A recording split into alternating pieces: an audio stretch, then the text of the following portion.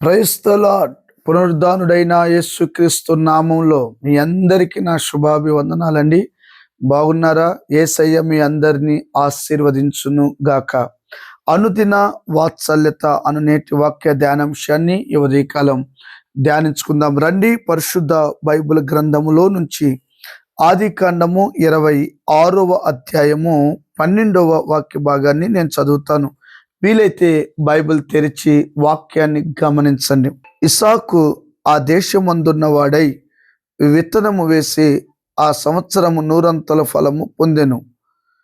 యేసయ్యకి మహిమ కలుగును గాక.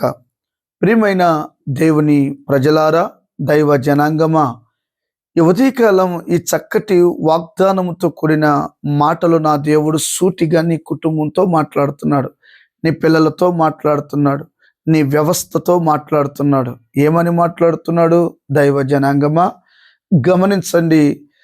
ఇసాకు ఆ దేశములో ఉన్నవాడై, ఏ దేశములో ఉన్నాడు? శత్రువు దేశంలో ఉన్నాడు. ఎటు చూసినా ఇరుకు, ఇబ్బందులు, సమస్యలే తప్ప, గొయ్యలు, నుయ్యులే తప్ప తన జీవితం సాఫీగా ఏమీ లేదు. సుఖాన్ని అనుభవించిన వాడు, సౌఖ్యాన్ని అనుభవించిన వాడు, తల్లిదండ్రుల దగ్గర గారాభంగా పెరిగిన వాడు, మంచి సాక్ష్యం కలిగిన వాడు, ఈ జీవితంలో ఒక్కొక్కసారి నీకు అనిపిస్తూ ఉంటుంది, నేనే పాపం చేశానని నాకు ఇన్ని శ్రమలు, నేను ఎవరిని నేను ముంచి పాడు చేశానని నా కుటుంబంలో ఇన్ని ఒడిదుడుకులు అనే ప్రశ్న నీకు రావచ్చును. దేవుని బిడ్డ, దేవుడు నిన్నెందుకు పరీక్షిస్తాడో తెలుసా? ఎందుకు పరిశోధిస్తాడో తెలుసా?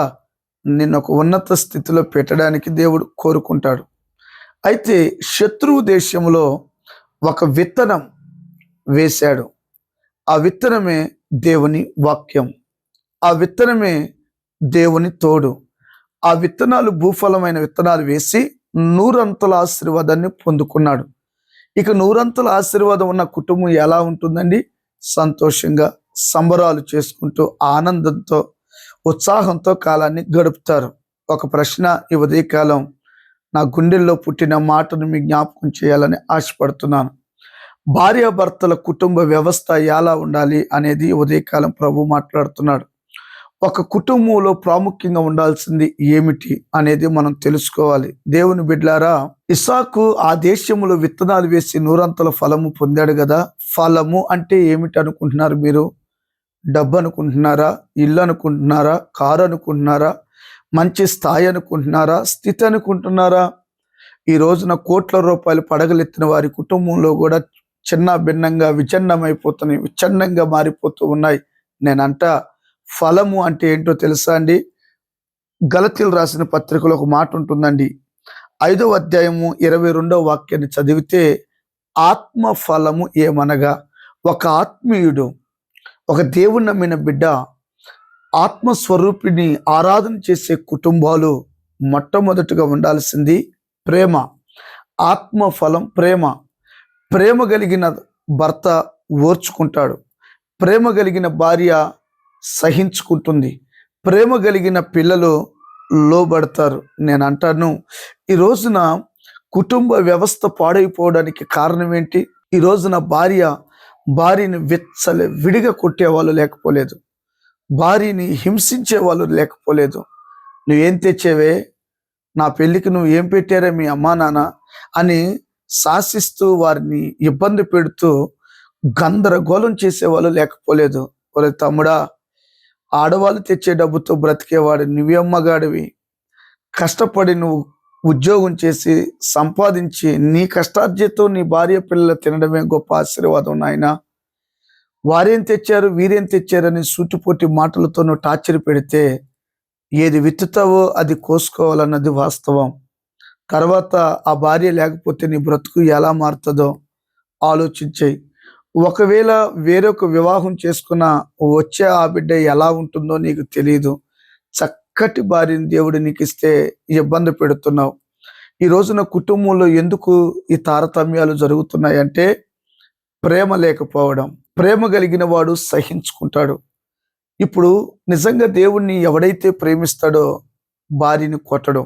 ఎందుకంటే క్రీస్తు సంఘమును ప్రేమించి సంరక్షించి పోషించెను అని రాయబడి ఉంది. అంటే దేవుడు సంఘాన్ని ప్రేమించాడు. సంఘం అంటే ఎవరు? మందిరం కాదు నాయన. సంఘం అంటే వ్యక్తిగతంగా నేనే ఒక సంఘాన్ని. పెండ్లి కుమారుడైన యేసు నన్ను ప్రేమిస్తున్నాడు. దండం పెట్టి చెప్తున్నాను, నీ భార్యని ప్రేమించు. దేవుణ్ణి ప్రేమించేవాడు ఖచ్చితంగా భార్యని ప్రేమిస్తాడు. తన దేహాన్ని ప్రేమించేవాడు తన భార్యని ప్రేమిస్తాడు. భార్యలు ఎలాగుండాలో తెలుసా? ఓర్చుకొని, కుటుంబంలో ఓర్పు కలిగి, భర్త ఏ ప్రేమను పంచుతున్నాడో తిరిగి నువ్వు అదే ప్రేమను పంచాలి. భార్య ప్రేమిస్తేనంట త్యాగం అయిపోతుందంటండి. అమ్మా, ఓ నా ప్రియమైన తల్లులారా, చెల్లి, నీ కుటుంబాన్ని నువ్వు ప్రేమిస్తే, నీ భర్తను నువ్వు ప్రేమిస్తే, ప్రేమకు ప్రతిరూపం ఏంటో తెలుసా అమ్మా? త్యాగం. త్యాగం అయిపోవాలమ్మా. నీ కుటుంబం కొరకు నువ్వు యాగం అయిపోవాలి తల్లి. ఎవరి కొరకు చేస్తున్నావు? నా భర్త, నా పిల్లలు, నా కుటుంబం. జ్ఞానవంతురాలంట ఇల్లు కట్టుకుంటుందంట. జ్ఞానవంతురాలంట రేయి మొదటి జాముని లేచి ప్రార్థన చేసుకొని పిల్లలు లేచే వరకే వారికి టిఫిన్ చక్కగా వారికి వసతులు సిద్ధపరుస్తుందంట. అక్కడ మనకి ఏం కనపడుతుంది? భర్తను ప్రేమిస్తుంది గనుక, పిల్లలను ప్రేమిస్తుంది గనుక త్యాగం అయిపోతుందండి. ఈ త్యాగాన్ని చూసిన భర్త కూడా భార్యను ఇంకెంతగానో దైవికంగా పెంచడానికి ప్రయత్నం చేస్తాడు. ఈ రోజున భార్య భర్తను ప్రేమించాలి. భర్త భార్యను ప్రేమించాలి. భార్య భర్త యందు భయము కలిగి, ప్రేమ కలిగి, ఓర్పు కలిగి, సహనము కలిగి కుటుంబాన్ని కట్టుకోవాలి. ఇలా ఉండి చూడండి, నా దేవుడు నూరంతలుగా ఫలాన్ని దేవుడు నీకు అనుగ్రహిస్తాడు. ఇరుగురి మధ్య ఈ ప్రేమ ఉందనుకోండి, ఓర్పు కలుగుతుంది. ఓర్పు ఏం చేస్తుందో తెలుసా? గొప్ప ద్రోహ కార్యాలు జరగకుండా కాపాడుతుంది. ఈ రోజున ఎంతో మంది కుటుంబాలని పాడు చేసుకుంటున్నారు ఓర్పు లేక. కుటుంబాన్ని నాశనం చేసుకుంటున్నారు ఓర్పు లేక. కుటుంబాన్ని వీధి పాలు చేసుకుంటున్నారు ఓర్పు లేక. నేనంట, ఓర్చుకోండి భార్యాభర్తలారా, ఓర్చుకోండి. ఈ ఓర్పు మనకి ఎక్కడ కనపడుతుందంటే మన ప్రభు అయిన యేసు క్రీస్తులో మనకు కనబడుతుంది. దేవుని బిడ్డలారా, ఆయన నీ నా పాపములంతటిని ఓర్చుకొని శత్రువులు ఎదుట మౌనంగా ఓర్చుకున్నందువలనే ఈ గొప్ప రక్షణ భాగ్యం మనకు కలిగింది. ఇసాకులో ఎలాంటి ఫలాన్ని పొంది నూరంతలుగా శత్రు దేశంలో అభివృద్ధిని పొందాడో, నీ కుటుంబ వ్యవస్థలో ప్రేమ అనే విత్తనాన్ని వెదజల్లి నీ కుటుంబాన్ని ప్రేమతో కట్టుకుంటే, ఎక్కడ ప్రేమ ఉంటుందో అక్కడ ఐక్యత ఉంటుంది. ఎక్కడ ఐక్యత ఉంటుందో అక్కడ దేవుని ఆత్మ ఉంటుంది. ఎక్కడ దేవుని ఆత్మ ఉంటుందో అక్కడ గొప్ప గొప్ప గొప్ప మేలులు జరుగుతాయి. దేవుని బిడ్డలారా, ఎంతో వేదన చెంది ఈ మాటలు నేను మాట్లాడుతున్నాను. ఎందుకంటే ఒక బిడ్డ ఇందాక నా దగ్గరికి వచ్చి వారి కుటుంబ సమస్యలు చెప్తుంటే నా గుండె బద్దలైపోయింది. దండం పెట్టి చెప్తున్నాను, తమ్ముడా, చెల్లి, కుటుంబస్తులారా, ప్రేమ కలిగి ఉండడానికి ప్రయత్నం చేయండి. అందుకనే పౌలు అంటాడు, ప్రేమ లేనివాడు వ్యర్థుడు, ప్రేమ లేనివాడు మరణమందు నిలిచి ఉన్నాడు, ప్రేమ లేనివాడు దేవుడెవరో తెలియదు, ప్రేమ లేనివాడు జ్ఞానమున్నా, చదువున్నా, డబ్బున్నా అది చెత్తకుండితో సమానమని వాక్యం చెప్తుంది. ఇది మొదలుకొని శత్రువులను ప్రేమించండి, భార్యాభర్తలను ప్రేమించండి, మన దేశాన్ని ప్రేమించండి, ఉద్యోగాన్ని ప్రేమించండి, అన్నిటికంటే ఎక్కువగా దేవుణ్ణి ప్రేమించండి. ఆయన నూరంతల కృపతో మిమ్మల్ని నడిపిని దీవించును గాక. ఆమేన్. మరొక మాట చెప్పనా?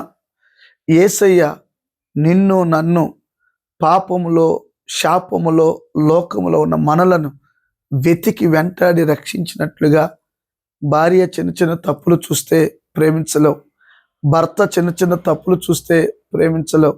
వాటిని ప్రేమతో మలుచుకోండి, దేవుని ఫలాన్ని పొందండి. యేసయ్య మీ కుటుంబాలను ఆశీర్వదించునుగాక. Thank you. God bless you.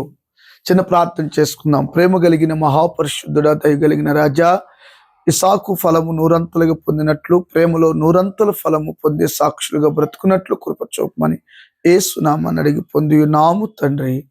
Amen. Amen. Thank you.